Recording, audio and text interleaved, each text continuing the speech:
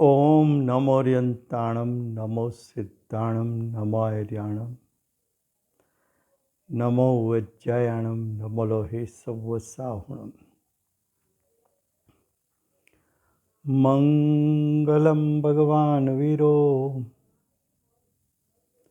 મંગલમ ગૌતમ ઓગણી મંગલમ કુંદ કુંદાર્યો જૈન ધર્મોસ્તુ મંગલમ ઓમકાર બિંદુ સંયુક્તમ નિત્યમ જાયંતી યોગિના કામદમ મોક્ષદમ ચેવ ઓમકારાય નમો નમઃ. અહો ઉપકાર જિનવરનો કુંદનો ધ્વનિ દિવ્યનો જીન કુંદ ધ્વનિ આપ્યા અહો આ ગુરુ કાહનનો તુજ જ્ઞાન ધ્યાનનો રંગ અમયા દર્શ રહો ઓ શિવ પદ તક તુજ સંગ માતા હાથ ગ્રહ.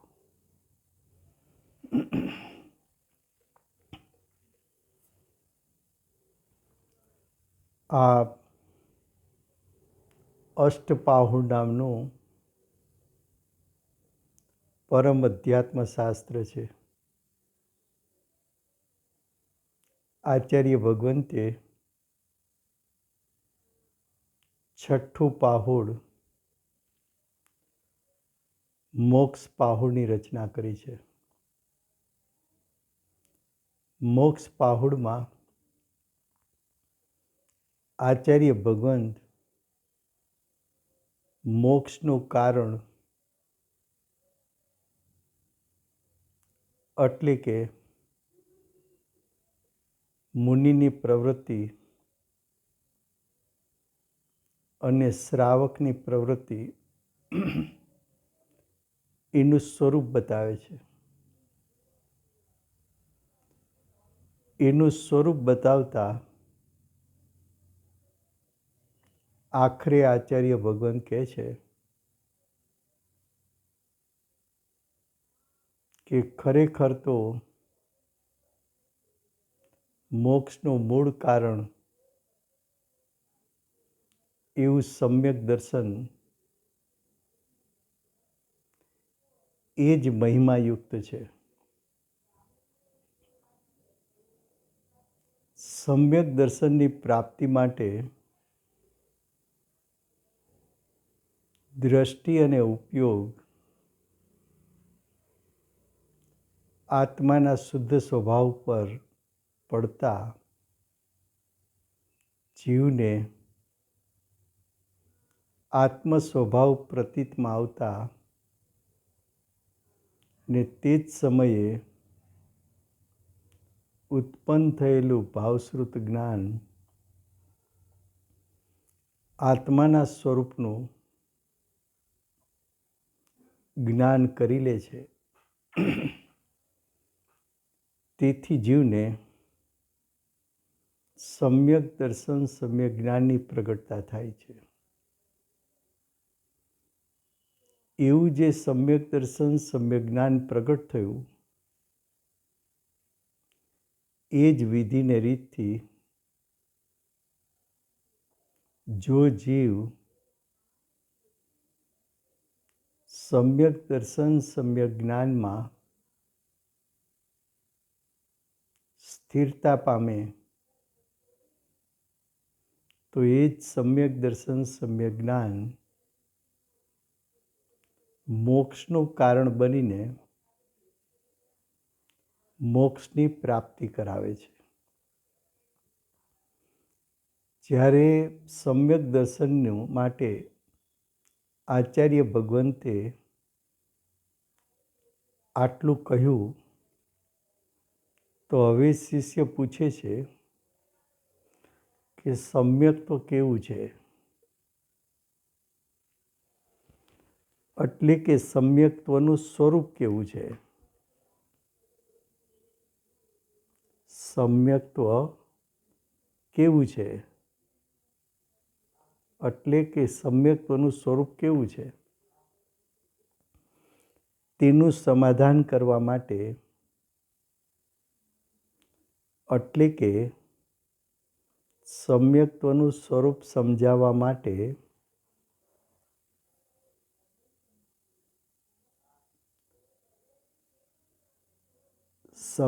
માટે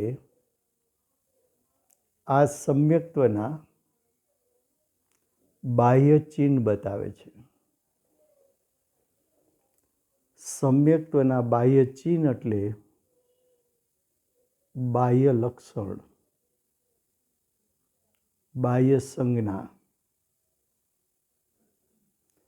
બાહ્ય લક્ષણ કેમ બતાવે છે, તો કે ખરેખર તો સમ્યક્ત્વ છે એ તો નિર્વિકલ્પ દશા છે. એ તો અનુભવમય દશા છે. અનુભવમય દશાને શબ્દ દ્વારા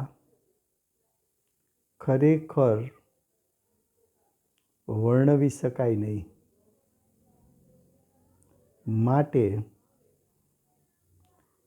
બાહ્ય લક્ષણ દર્શાવે છે.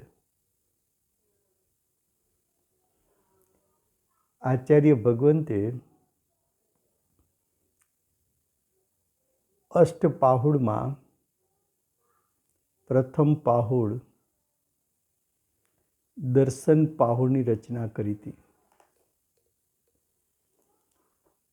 દર્શન પાહુડમાં આચાર્ય ભગવાન સમ્યક દર્શનનું સ્વરૂપ